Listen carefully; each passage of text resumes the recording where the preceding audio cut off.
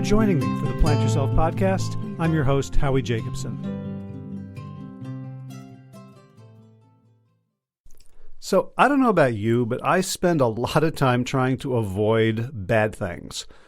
Trauma, danger, accidents, pain, suffering, physical, emotional pain. I'm doing my best to stay as far away from that stuff as possible. And I think that's a pretty rational way to live. Which is why I was really interested to receive and read Steve Taylor's latest book, which is called Extraordinary Awakenings, subtitle, When Trauma Leads to Transformation. And his argument is based on personal experience and lots of research. He's a clinical psychologist at Leeds University and has interviewed lots of people who have had traumatic experiences that broke them or nearly broke them, and they emerged awakened to a different set of possibilities in life and a different way of being. So we got on the phone to talk about it. There's also a video. If you want to go to plantyourself.com/505, you can watch us on the video as well. But it's a really interesting idea that the things that are the most challenging in our lives, and there were people there who had, years in prison, near-death experiences, suicidal thoughts, incredibly horrific wartime experiences, that some, not all, but some of these people emerged stronger, happier, kinder, and awake to other possibilities in life. So that's what we're going to talk about today. So without further ado, Steve Taylor, welcome to the Plant Yourself podcast. Hi, Howie. Great to be with you. Yeah. So you have written an extraordinary book called Extraordinary Awakenings. You've written a bunch of extraordinary books. This is the only one that I've read. And the subtitle is When Trauma Leads to Transformation. My first question is, who are you to write this book? What's your life experience and professional experience that led you to have this series of insights? It started with an experience of serious illness, which I had about 15 years ago. When I won't go into details about the illness itself, but when I recovered, as I was recovering from the illness, I felt this amazing sense of gratitude to my body as it was healing, and I felt this renewed sense of appreciation for everything in my life, for the people in my life, for the simple things in life, like just walking and seeing nature and just eating and drinking, all of the very simple things that we normally take for granted. I became aware of how precious and valuable they are. So this experience of serious illness, I felt as though it shifted me into a higher level of appreciation, and it shifted me into a sort of a place where trivial worries and anxieties no longer bothered me as much. I felt as though I had this wider sense of perspective. I had this sense that, certain things were more important, like love, creativity, personal development, and certain things were less important, like the kind of day-to-day stuff and, climbing the ladder of achievement, getting on in your career, that kind of thing. So I had this wider sense of perspective, this heightened sense of appreciation. And it inspired me to research similar experiences in people who, not just in serious illness, but also in contexts of imprisonment, addiction, bereavement, all kinds of intense trauma. So I became a psychologist. I am now a psychologist professionally, partly because I wanted to investigate these experiences, and that has been the main theme of my research over the past 15 years, or past 10 years since I've been a practicing psychologist. Gotcha. So you were patient zero for your own research. Exactly. I was the first participant of my research. Yeah. Mm-hmm. What were you doing at that point before you became a psychologist? I did a lot of different things. I was a musician in my 20s, in my sort of late teens and 20s. And then once I realized that, the musician's lifestyle wasn't really for me, I decided to, I became a college tutor. I taught people with learning difficulties at college.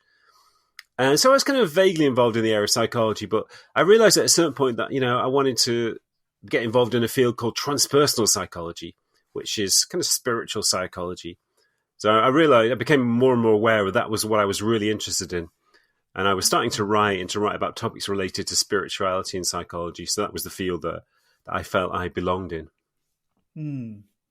So one of the things that really has struck me about the book is there's an implicit um, acceptance of a higher reality than just our physical material reality. I know psychology is a science and it's grounded in sort of the materialist objective Western worldview. And I'm curious how comfortable you were at the beginning and became sort of bringing in this, the transpersonal stuff and things that can't be sort of measured in a test tube or on a scale.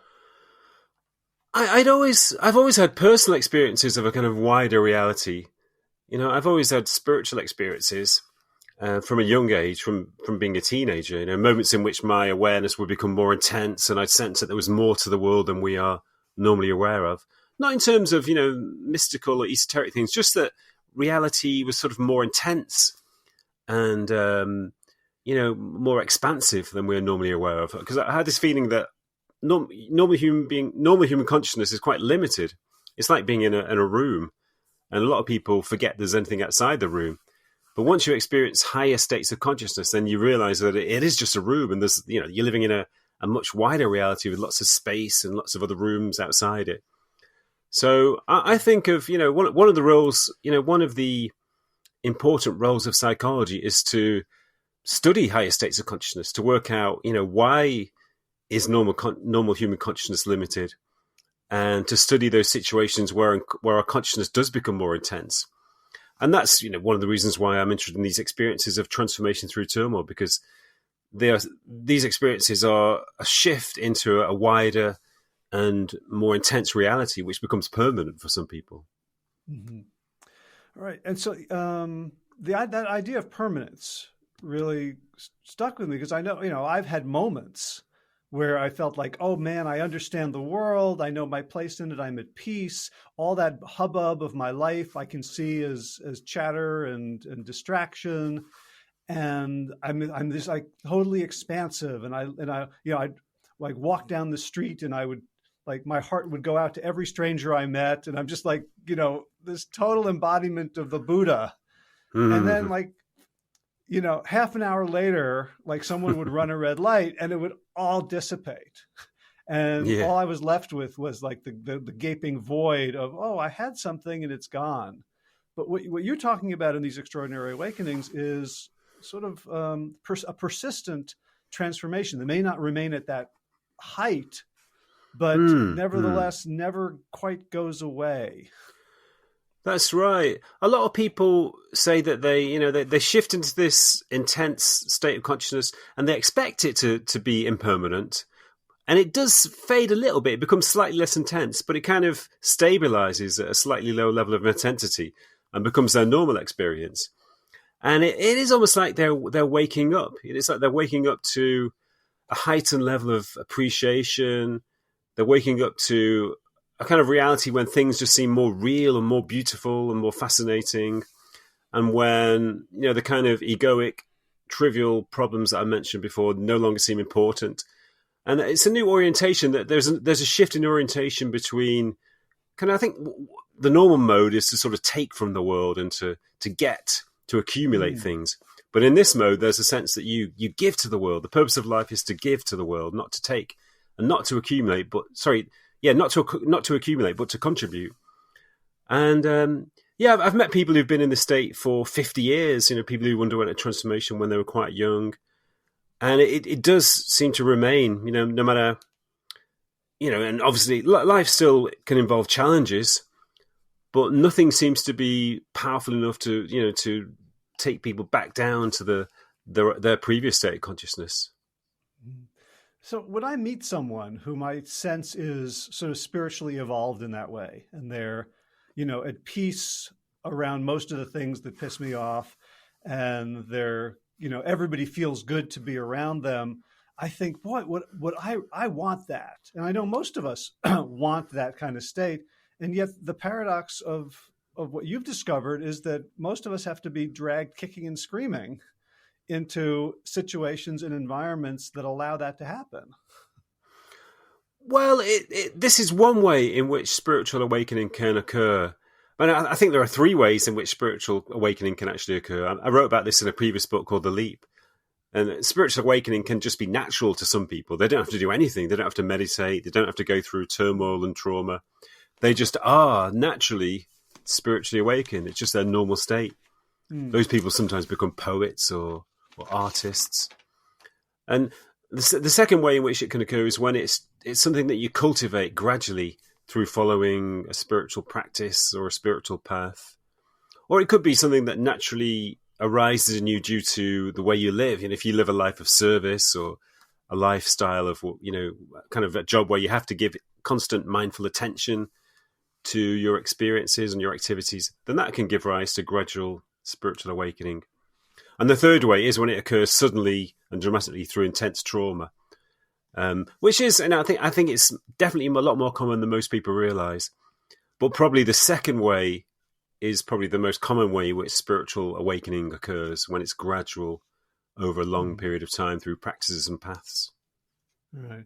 I mean, one of the things you point out at the beginning is that this state that is so desirable that most people are not going to meditate for years and years and years, and yet that there are pathways that, right? Can we learn from people who have gone through these extraordinary awakenings through great trauma without, can we skip the trauma part? Are there lessons certainly for the rest of us? Certainly, yeah. That's one of the reasons why I wrote the book, because I wanted to find out why this transformation occurs. I wanted to find out the basic principles of this transformation and then apply them to our own spiritual development. So I suggest that there are 3 or actually 4 ways in which we can apply this transformation. And one of them is through, changing the attitude with which we respond to crises and challenges. Because every challenge or crisis in our lives has transformational potential. There's a phenomenon you've probably heard of called post-traumatic growth in conventional psychology, which investigates, the developmental potential of trauma. And it shows that almost half of people who go through trauma will experience some positive after effects. Mm-hmm. So what I call transformation through turmoil is a kind of radical form of post-traumatic growth. So it partly depends on how you respond to your trauma or turmoil. But if you respond with an attitude of acknowledgement and acceptance, then you can harness the transformational potential of trauma and turmoil. And another thing is that, in general, acceptance is a very important attitude, a very important spiritual practice. And it's certainly a very important part of the transformations that people in my book undergo. A lot of people could pinpoint one particular moment when they shifted into a mode of acceptance, when they let go of their resistance and opened themselves to their predicament. And that was when their transformation would occur. Yeah. So I mean, maybe it's because, it's very easy for me to not accept little things when I have the illusion that I can keep fighting it, right? There's somebody in my life who's not acting the way I want them to. I could spend my entire life trying to get them to do what I want them to. But in the face of trauma, there comes to be this sort of tidal wave, okay, there's no way I can fight this. Is that kind of the mechanism, that the acceptance can just be based on just overwhelming logic? It can reach that point. A lot of people reach the point where they have no choice but to accept what's happened to them. One of the strange phenomena that I identified in the book is I found out that it's not uncommon for people who reach the point of seriously contemplating suicide or even attempting suicide to undergo transformation. I think that's because, when you reach the point of seriously contemplating suicide, in a way you've kind of given up. You've surrendered. You've given up hope. And in a paradoxical way, that giving up can release the transformational potential. It can sort of trigger a transformation in which your normal identity, your ego identity collapses or dissolves, and a new identity emerges. So that can happen after a long period of addiction too. People sometimes struggle for years to get free of addictions, and eventually they may just give up. They realize that, they kind of accept that they can't beat their addiction. And then again, in a kind of sort of paradoxical way, that in itself can make them free of the addiction. It can trigger a transformation inside them, which enables them to let go of their addiction. So I think the first chapter, no, the second chapter that you write about is about prison, right? People who are incarcerated, and like when you started doing your work, this wasn't really a thing that people talked about, right? So you had no idea, like, was this just me? Maybe there's a couple of other people. But I think one of the things you found in talking to people in the prison system is that this is really common, right? For people who are incarcerated, like way more common than we might think. But people don't That's really right. talk about it. No, I don't think it's an experience which most prisoners undergo, but it's certainly, not uncommon. A minority of prisoners certainly do undergo this transformational experience. And I think it's being talked about more, but it's still, I think a lot of people keep quiet about it. In fact, I had an email from a woman yesterday. I wrote a blog about transformational experiences in prison for Psychology Today. And a woman wrote me an email just a couple of days ago. And she said, "Wow, thanks for writing about this. This happened to me 20 years ago when I was in prison for 10 years. And I've never been the same person for the last 20 years, but nobody understands it. And I very rarely talk about it. Because I think some people don't really understand what's happened to them. And they're afraid that the people around them will think they're crazy, which they sometimes do say if they do talk about it. So they keep quiet about it. But it is fairly common in prison, because I think it's partly because when you go to prison, you sort of, obviously you have to spend a lot of time in inactivity, a lot of time in solitude. So you're forced to go inside yourself. Well, some people anyway. Some people just sort of remain at the surface where they feel depressed and aggressive and confused and frustrated, understandably so. But some people are going to go deeper into themselves, and they start to examine themselves. They start to explore themselves. Because, maybe there's not really much else to do. One guy told me that when he was in prison, there was so much turbulence outside him that he knew the only place he could find any well-being was to go inside himself. So he started to meditate spontaneously without really knowing what meditation was. He just started to go inside himself, and he realized that he could find peace, a kind of peace inside himself, which was not accessible outside. So a lot of people do that. It's the beginning of a kind of inner journey, self-exploration, and that leads to self-acceptance. It leads to, analyzing your previous behavior, feeling a sense of empathy to the people you've harmed in the past. But even more than that, when you're in prison, you have to let go, because everything which constitutes your identity was outside or is outside the prison walls. So you have to let go of your possessions, your relationships, your ambitions, your status, and so forth. So you have to really let go of everything which constituted your identity. So that can be a very painful experience when your identity fades away. And I think that's one reason why prison is a punishment, and why some people do react very negatively to it. But for some people, letting go of your identity can be a spiritual awakening, because when you let go of your identity, something new emerges inside you. You gain contact with a spiritual essence, the authentic spiritual core of your being. So I think that's the main reason why prison can be a transformational experience. Yeah. So there's a strong tradition in many spiritual paths of the ascetic, of someone who drops their life from the Buddha, who was the prince in the palace, to kind of going out and letting go of everything, to Cambodian monks, to people on the verge of death who give up everything, to the Christian monastic tradition. And I'm wondering, is it possible in your experience to let go of my identity without dropping all my responsibilities? Like, do I have to walk away from my wife and kids? Do I have to walk away from my job? Or is there a way to sort of drop the aspects of my identity that are keeping me from realizing my true nature and still function in the world? Yes. It's fundamentally about attachment. It's about being attached to certain external things which give you a sense of identity.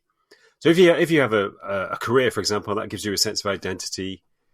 If you have a certain degree of status or achievement, or if you have certain possessions like a car or a house or lots of other possessions that you may collect, all these things give you a sense of identity. And you feel like you are somebody because you have these things. And also psychological things like ambitions for the future, knowledge that you've accumulated, beliefs that you have about the world, political beliefs or religious beliefs. They all give you a sense of identity.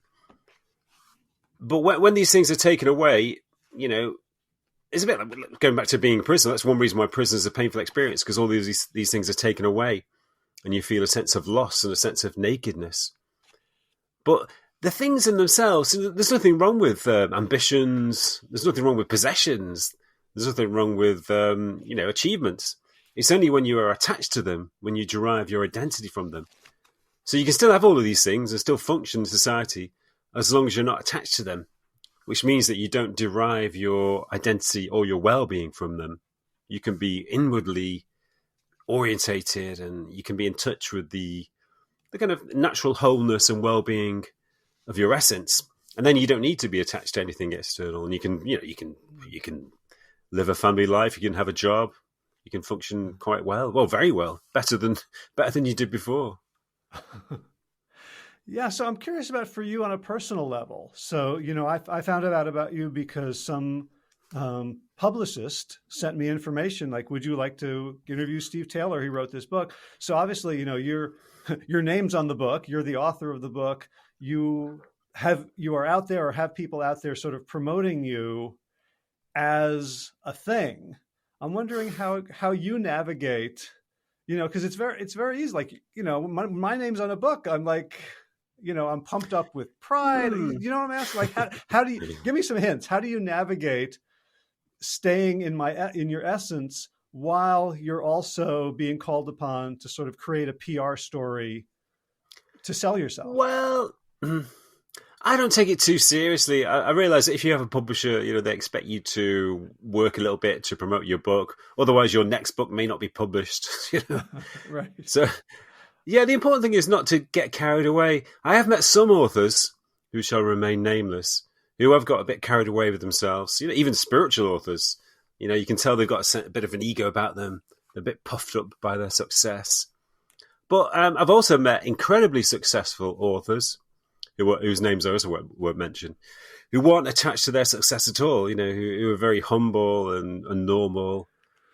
And that's the only way you can be. I also have a very strong sense that if I was attached to notions of success and self-importance, then it would be the end of my creativity.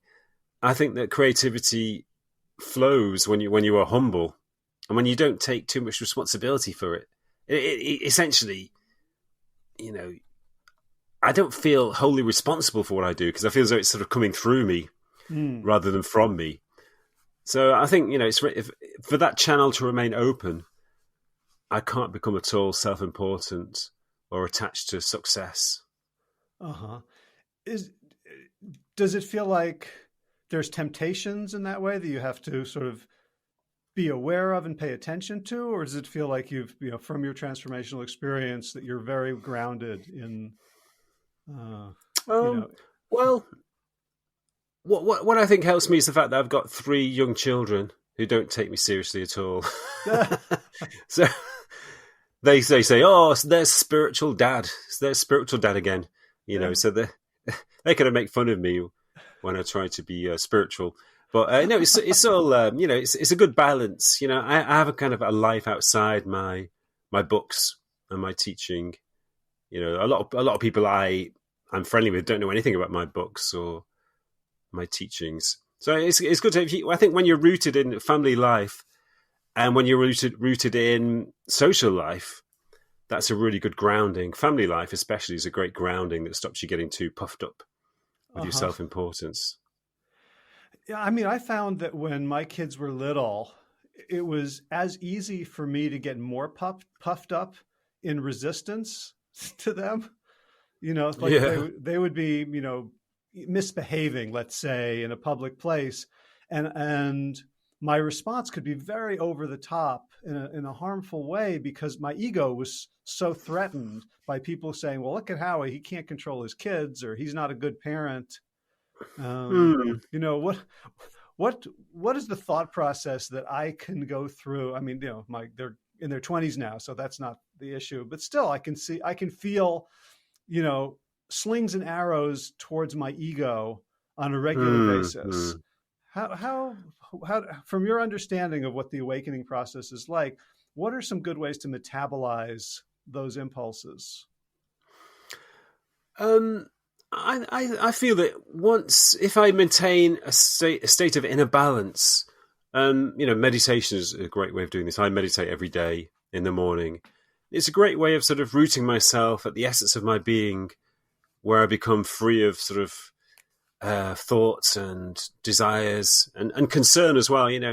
Free of concern about what other people think, because it's very easy to fall into that mode where we care about other people's opinions. Mm. But when you're sort of in tune with yourself, you realize it doesn't really matter. People forget very quickly anyway, even if they do, form opinions about you, they're very quickly forgotten. And it's very incidental and very trivial. So, it's about going beneath the surface of your mind, allowing the surface of your mind to settle until it becomes very calm. And then you're in tune with the deeper levels of your being. I find contact with nature is fantastic. Sometimes I find myself getting concerned about politics. Uh-huh. I watch the news, and I won't go into detail, but in the UK we've got a few sort of political issues going on. And you've had issues in America, so sometimes I find myself watching the news and get a bit wound up. So, I can't stand this guy. Why do I have to put up with this? But then I go for a walk in the woods or in the park. It all fades away. It's ephemeral. The thing about nature is it's so, the timeline of nature is so vast. There are trees on my park that have been there for 500 years. Mm. And, you realize that affairs in politics or in society are very ephemeral and in some cases quite trivial. And once I anchor myself in that, stillness, in the stillness of nature and in the stillness within myself, then these things cease to matter. It's amazing how they can fade into insignificance if you're in the right frame of being. Mm. But I want to push you on that a little bit, because at the same time, some of these political issues that we're talking about lead to consequences for other human beings that are very painful, right? So how do you maintain that sort of equanimity and spiritual gravity when you see suffering around you? I understand your point, because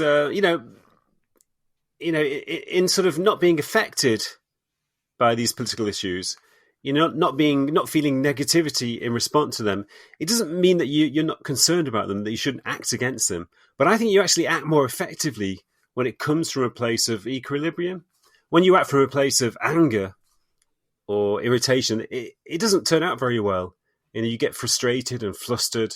The action gets constricted and kind of diluted or distorted. So if you can act from an place of equanimity, you can act in a more effective way. It's like the environment is important. I feel very passionately about environmental issues, and I take them really, really seriously, because they're probably the most serious problem that the human race is facing. And that connects to politics, because some politicians deny the reality of environmental problems. But I've got a friend who's incredibly gloomy about the future of the human race. And he's really quite depressed about it, because the future does look quite bleak in environmental terms. But it doesn't really do any good, because his depression informs every aspect of his life, and it hinders his behavior and his actions. Mm. So you've got to act from a place of equanimity, a place of even contentment, and then you can be much more effective. And also, when you're constricted by negativity, nothing really flows through you. You have to allow yourself to be a channel, and you can be a channel of positive action if you're in a state of equilibrium. Yeah, I feel a kind of self-accusation as I listen to you around like I can get so gloomy that I'm actually living in the future that hasn't happened yet. Yeah. And it's about acceptance as well. You have to accept that there is a limited, you can't change the world completely. You can't change the future completely, but you can take effective action. You can do the right thing. It's about doing the right thing. You've got to do the right thing. And gloominess, in a sense, it's natural. It's kind of inevitable in a sense, but it doesn't really do any good. You have to sort of transcend it, but still take appropriate and effective action. Right, and I can see, and I think it's pretty easy for people who have an activist bent or who care about things to see that gloominess and depression and pessimism don't necessarily help. But on the other hand, it's really hard for me, and I know it's hard for others, to give up our anger because it feels like without my anger, I would just sit on the couch and eat bonbons. Well, I'm not sure if you would really. I mean, it is anger. I don't think anger can ever be really positive. It feels like maybe it leads to engagement, it leads to activity, but I think the most effective activity does not come from anger, but comes from a place of like openness. Like the greatest social activists in history have been very spiritually developed people. Like Gandhi, Martin Luther King, Nelson Mandela, Desmond Tutu, and so on and so forth. And they didn't seem to me to be angry people.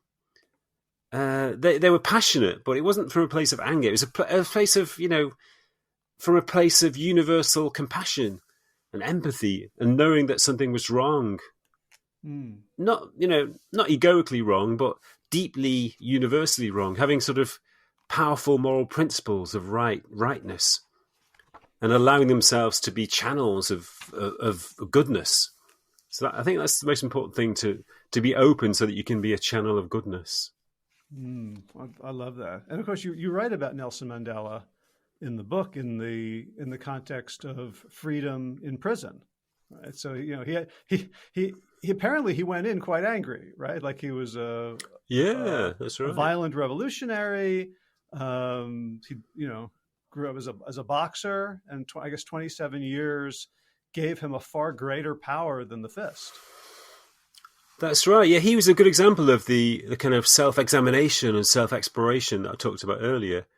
And he found wisdom in prison just through exploring his own being, through analyzing his own behavior and his own thought processes. And he found a contentment, a kind of stillness inside himself.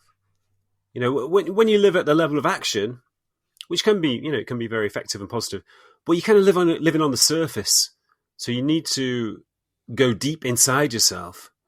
And then you find a kind of inner contentment inside yourself, and you act from that place rather than from the surface place. And that's when, Nelson Mandela, he's a great example because, nobody was more effective than him in, enacting positive change in his country and even in the whole world. And it came from that place of inner contentment, not from anger. There's also a guy I talk about in the book called Sri Aurobindo, the Indian spiritual teacher. He was also, he was a political activist in India in the early 20th century, fighting against British rule, the colonial system. And he was imprisoned by the British because of his political activism. And he spent a year mostly in solitary confinement. And he underwent a transformation. Is a really good example of the phenomenon we've been talking about. But afterwards, he wasn't really interested in politics anymore. He wanted to help the human beings, the human race, in a different way. So he became a spiritual teacher and author because he wanted to. He realized that politics was not the be and end all. It was kind of superficial in his mind, and he wanted to help the human race on a level of consciousness. So that became the goal of the rest of his life.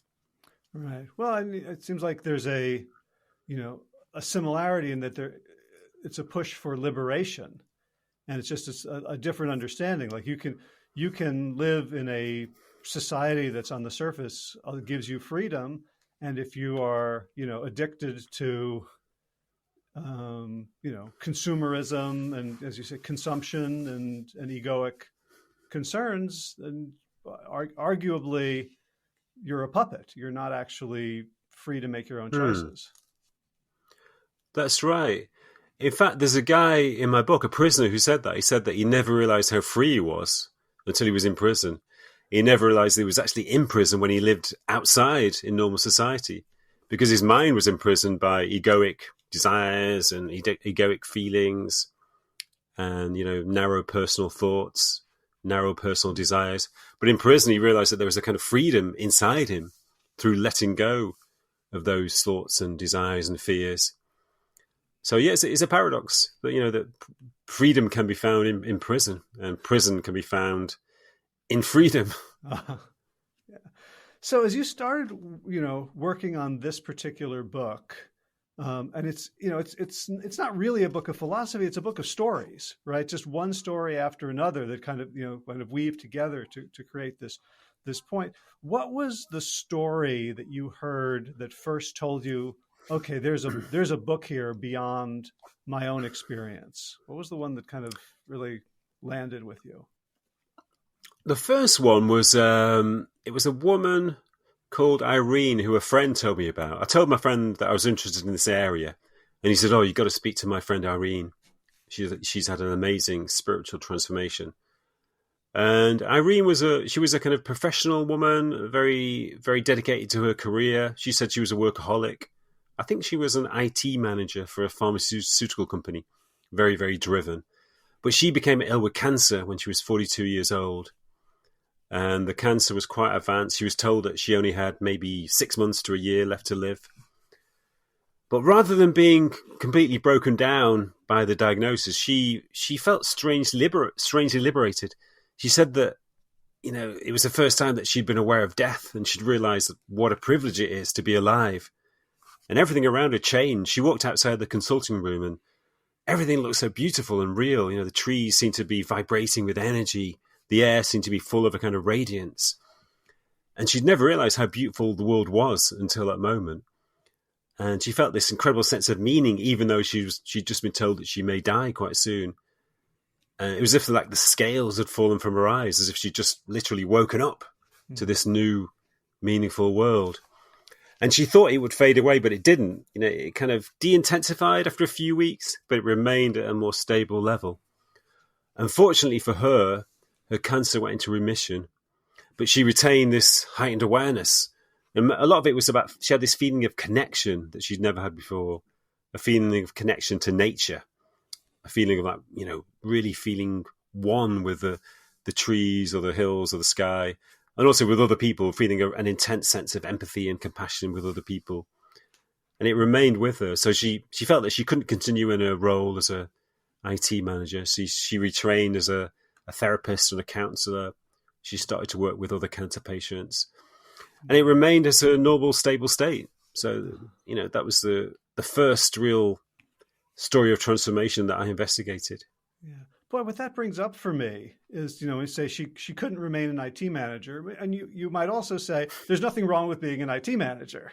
No, right? Not at all. But what I'm wondering, if everyone in the world had this experience, what, and this is a crazy hypothetical, but what would our society look like? What jobs would no longer exist? What industries would no longer exist? What would the world look like if it were filled with people who understood who they were? Wow, that would be great. It would be wonderful. But obviously certain industries wouldn't be as prominent. The alcohol industry wouldn't be as active. Drug dealers would probably, be out of a job. Commercials on TV wouldn't be as prevalent because people wouldn't have the urge to buy unnecessary things. So a whole load of things, the whole consumerist industry, the whole consumerist ethos of society would fade away. Maybe not disappear completely, but it would fade away. But I think, Pete, the important thing to remember is that you can still function in this mode. And in fact, you can function very well. And some of the people I spoke to in the book said that they didn't change jobs, but they actually became a lot better at their jobs, at their jobs, and they changed their attitudes to the job. Like, for example, one woman was, she was a personnel manager at a dermatology clinic in America.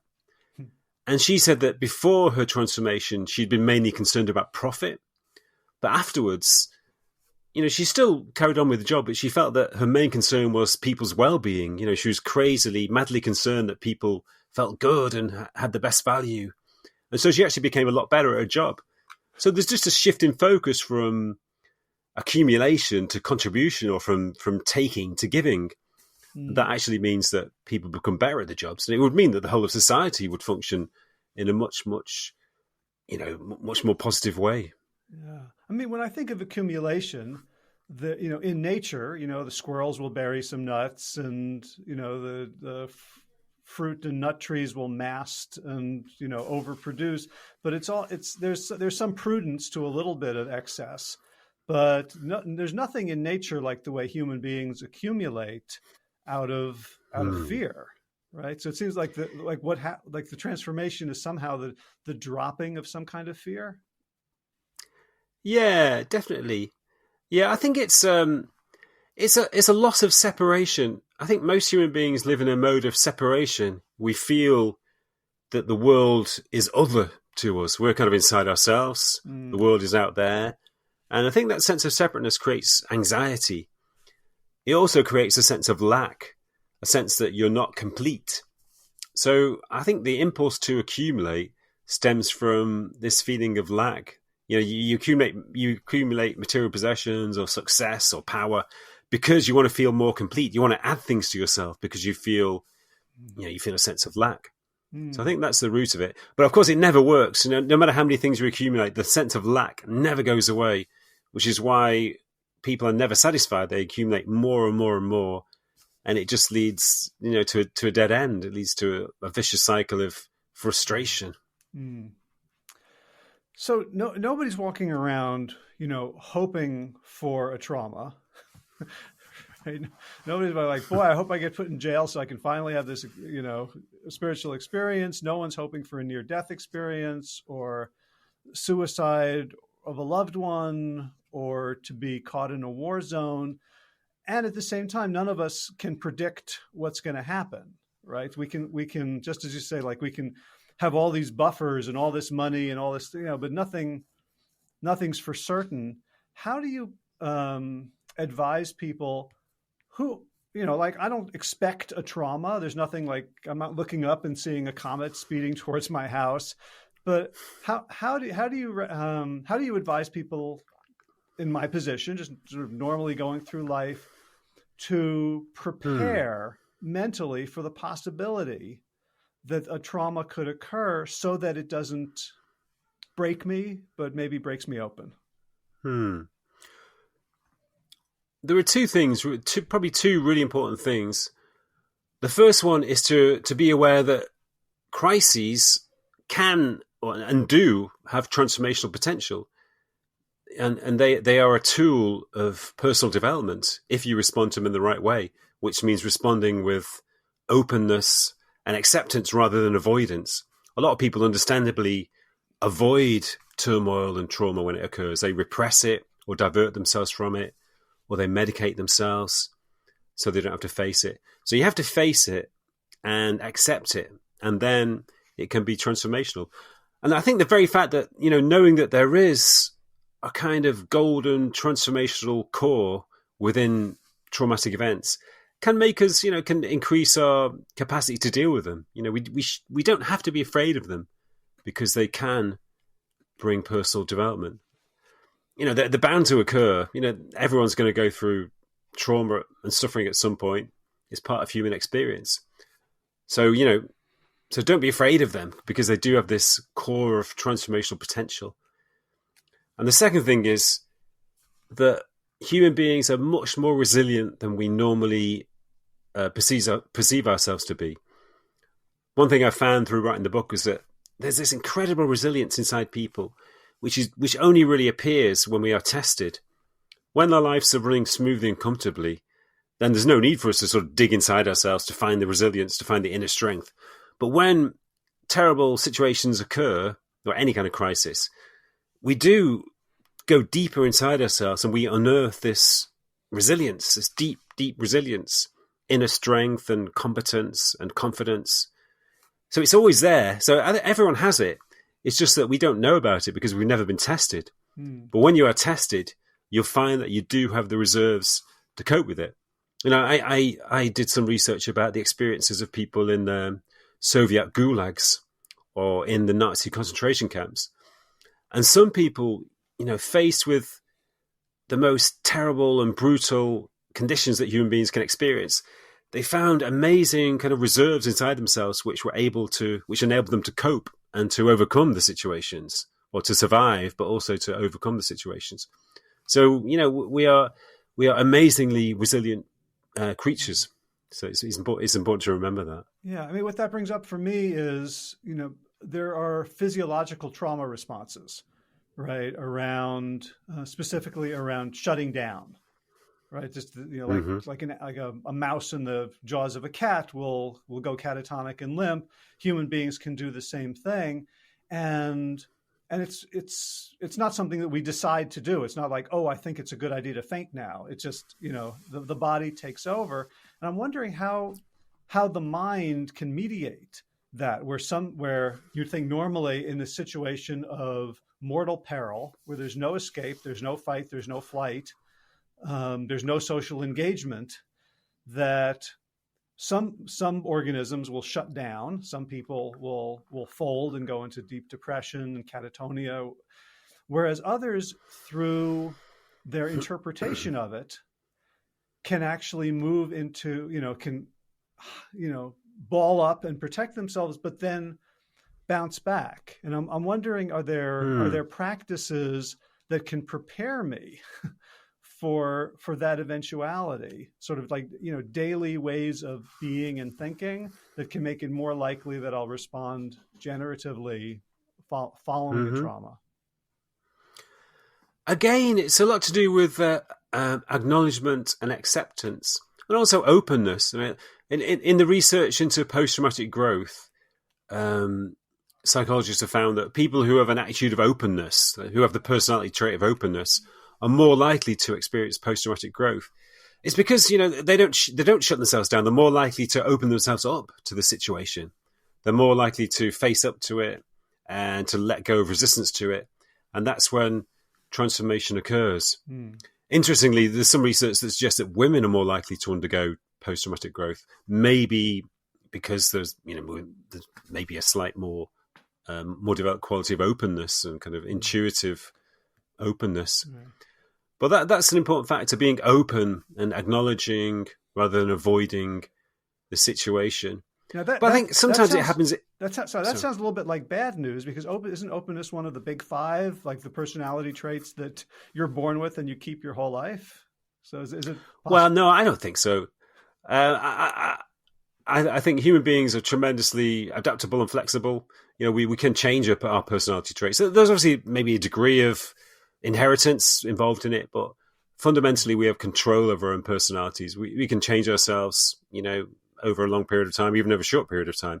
That's, you know, even in mainstream psychology, mainstream science, there's a phenomenon of neuroplasticity, which shows you how malleable and flexible the brain is.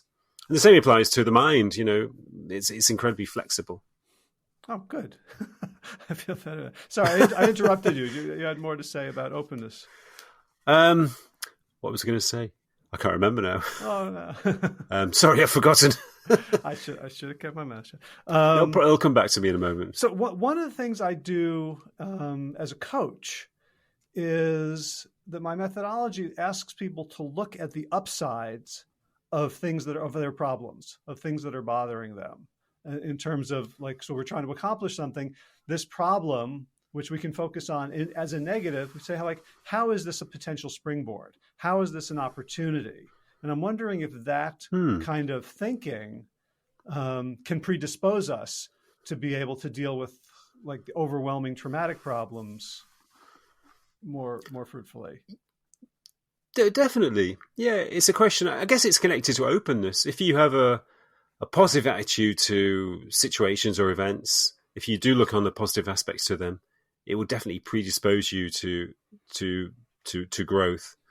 One thing I found was that people who have a more kind of controlling attitude, it was even linked to professions. People who were in the kind of high status professions where they needed to be controlling or kind of authoritarian, like head teachers, for example, maybe lawyers. They were kind of less likely to undergo transformation or post-traumatic growth. Because there's something about, I'm not saying that people in certain professions are less likely, but it was a kind of like a controlling, egoic attitude that was sometimes linked to very high status roles. When you have that kind of controlling attitude, then that seems to block the transformational potential because it relies on sort of being open again. You know, if your boundaries are fixed and solid, then nothing's going to be able to get through. So you have to be sort of malleable and permeable for the potential for the transformational potential to get through. I wonder how that relates to research that people who are in high status positions and situations are less empathetic, right? Like there's a great study about the BMW drivers are less likely to stop. Yeah, that's right. At a crosswalk. Yeah, and there's research showing that poor people give away a higher percentage of their income than rich people. Yeah, there may be a link there. I mean, you know, there've been a lot of studies about the dark triad personality. You know, the dark triad means the personality traits of psychopathy, narcissism, and Machiavellianism. And people who have those traits, which obviously means a lack of empathy, they tend to rise into very high status positions because they are quite ruthless. They are good at manipulating people. They don't really care about hurting people. They're willing to exploit people. So I'm not saying that everybody in high status positions is like that, but if you do have those traits, then it's quite likely that you'll become a very successful politician or a business leader. You know, a sort of HEO of a major company. That's fascinating. And I mean, a lack of empathy is, it's quite good for your career. Yeah, it's bad for everybody else, but it's quite good for your salary. Right. Of course, that's only true in certain types of societies, right? I would argue, at least theoretically, that in a traditional indigenous society, that psychopathy would not be rewarded. That you wouldn't let that person be the leader in a community where everyone knows each other. I agree. Certainly. I mean, indigenous societies tend to be very egalitarian, and they often don't have authoritarian figures. They tend to have democratic processes of making decisions. They tend to share power. And I think the most important thing a lot of indigenous societies do is they don't let people choose to become leaders. They choose leaders, but they don't wait for somebody to say, "I want to be the leader." Like in our society, in Western democracies, we wait for people to say, "I want to be a senator. I want to be a member of parliament. I'm going to put myself forward." Which, that's how it works in our societies. But it would be better if we looked for altruistic, sensible, responsible people, and we said, "You'd be a good leader. You should be a leader." But we do it the other way around. So yeah, there are also societies like, in Western Europe, there are the Scandinavian countries which tend to be very egalitarian, and they don't put a high, they don't give high status to, ruthless, amoral people. They tend to be quite humble and non-hierarchical, just like indigenous societies, and they tend to function much better than other societies. Which, I mean, one of the things I'm wondering about is, it seems to me that trauma happens, and it happens in nature. It happens to trees. It happens to animals. It happens to humans.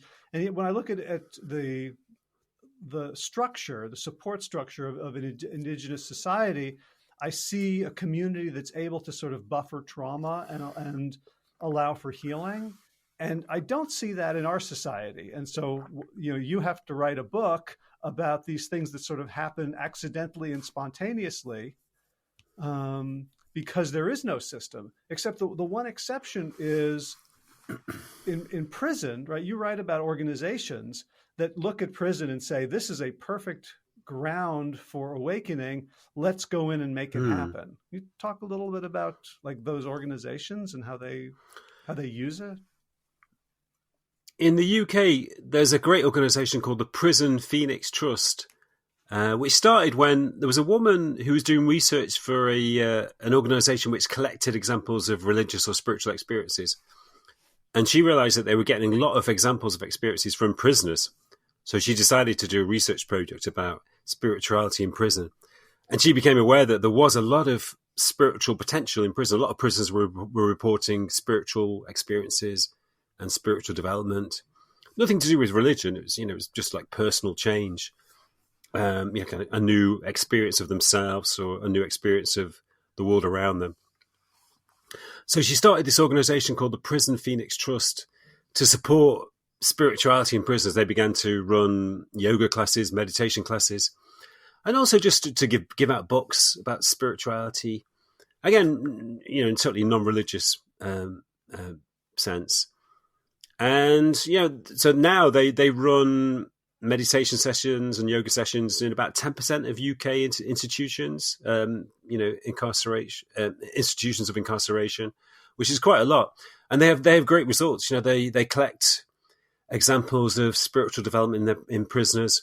They have a monthly newsletter where prisoners write in and talk about the effects of meditation. And a lot of them do report transformational experiences, a new sense of empathy, a new sense of control over their own behavior, and most of all, a new sense of well-being, a sense of finding something deeper inside themselves. That was taking me somewhere. I guess that, it must be painful, though, to suddenly have a sense of empathy if you have been a ruthless psychopath. How does that work? It can be painful. Well, there's one guy I write about in the book, an American prisoner called Ed, who was he was sent to prison he was sentenced when he was 15. He would have. This was in Arkansas. He would have died if he'd been 16, but because he was 15, he was spared the death penalty because he committed a murder in a kind of manslaughter in a robbery. He killed somebody during a robbery. And for 10 years, he was in a state of turmoil and turbulence in prison. He had very bad, very traumatic experiences in prison. He was very frustrated and very aggressive. But he was the guy I mentioned earlier. He realized that there was so much turbulence outside him that he could only go inside himself. So he started to sort of spontaneously meditate, which meant he'd just sort of close his eyes and focus on his breath and count to 10 as he breathed in and out. He didn't know what meditation was, but it was just kind of instinctive. And he did it every day, several times a day for 3 months. And suddenly he had this amazing experience when something just sort of gave way inside him. Something kind of melted away inside him.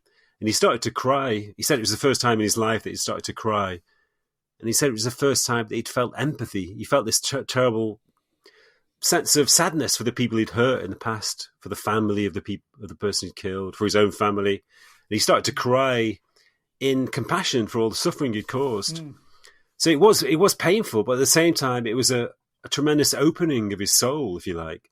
He became a real human being rather than this sort of aggressive young man who was full of frustration and fear. So it was a kind of the birth of a new self inside him, because his self exploration and gaining touch with some kind of deeper essence inside himself broke down this wall of fear and frustration and enabled him to develop empathy. So yeah, it can be painful, but there's also a sense that there's something authentic about empathy, and there's something tremendously positive about it. So it's both negative and positive, but it's overall it's an opening. It's a shift to a higher level of functioning. Right.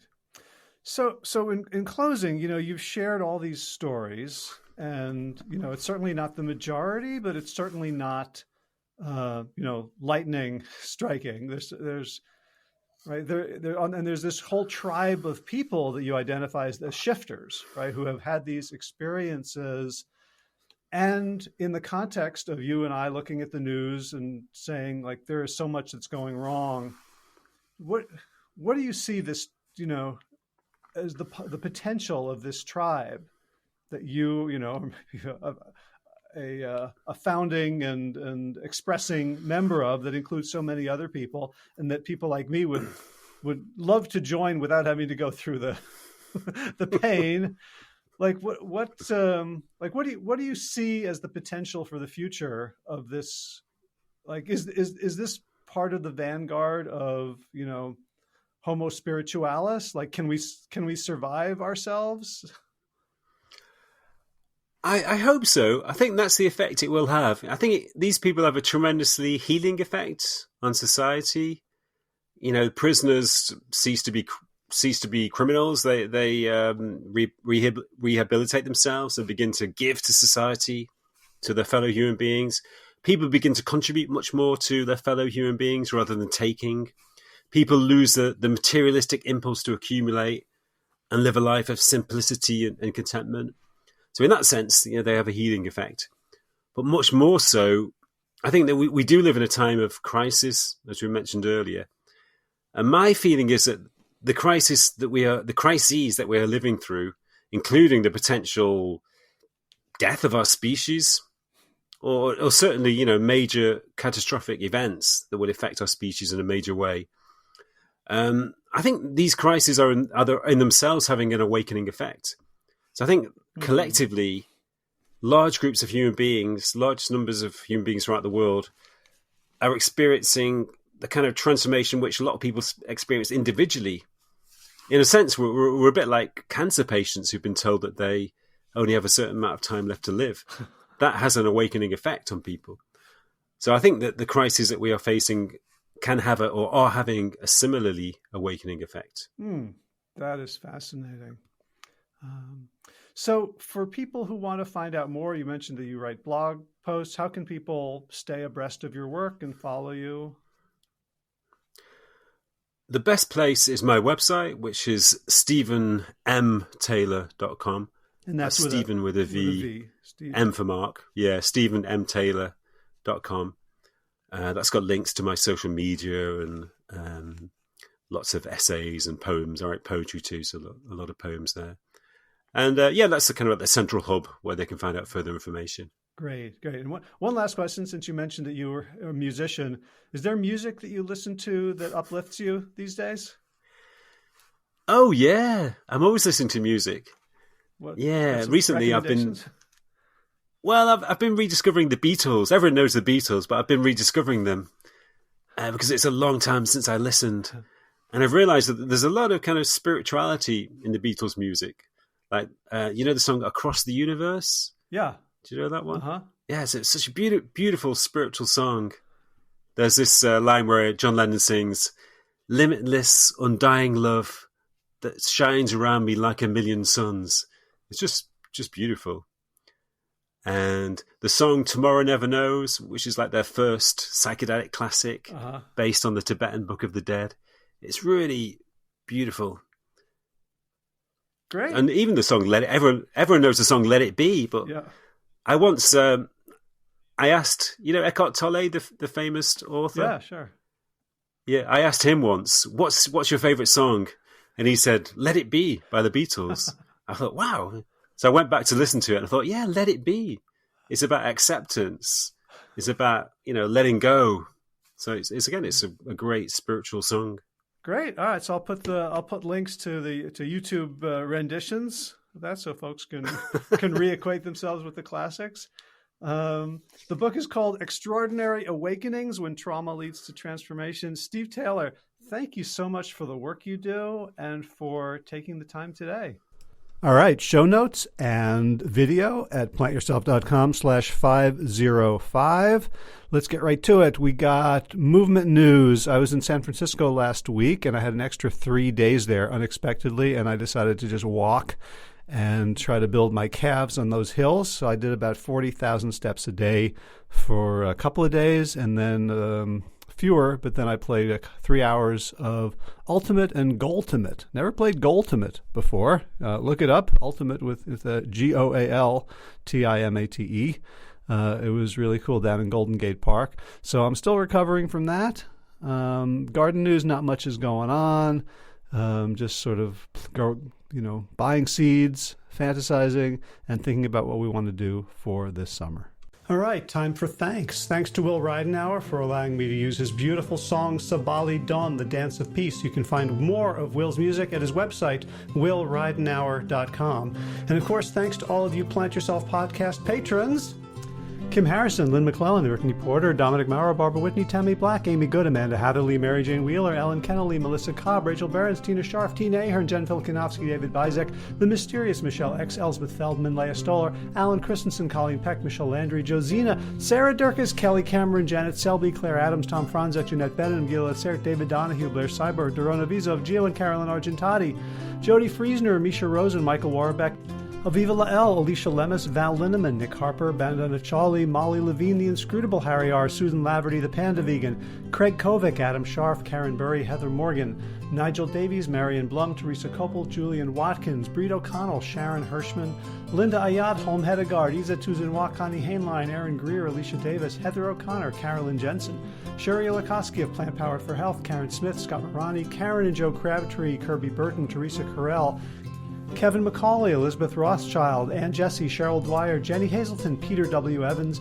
Dennis Bird, Darby Kelly, Lori Fanny, Linnea Lundquist, Emily Iconelli, Levy Wallach, Rosamund McAtee, Dan Picorni, Stephen Leenan, Patty DiMartino, Mike and Donna Kartz, Deanne Bishop, Bilberry Elf, Marjorie Lewis, Tricia Adams, Nancy Sheldon, Lindsay Bayshore, Gunmarie Hagan, Tracy Gullidge, Laura Heaton, Meg from Mama Says, Stacey Stokes, Ben Savage, Michael Kay, David Hughes, Connie Rogers, Claire England, Sally Robertson, Paranganchi, Amy Daly, Brian Tourville, Mark Jeffrey Johnson, Josie Dempsey, Karen Schmidt, Pamela Hayden, Emily Perryman, Allison Corbett, Richard Stone, Lauren Vaught of Edible Musings, Aaron Hasty, Sean Owen, Sagar Naik, Erica Piedra, Danielle Roberts, Michael Lushton, Sarah Johnson, Catherine Floyd, for your generous support of the podcast. That's it for now.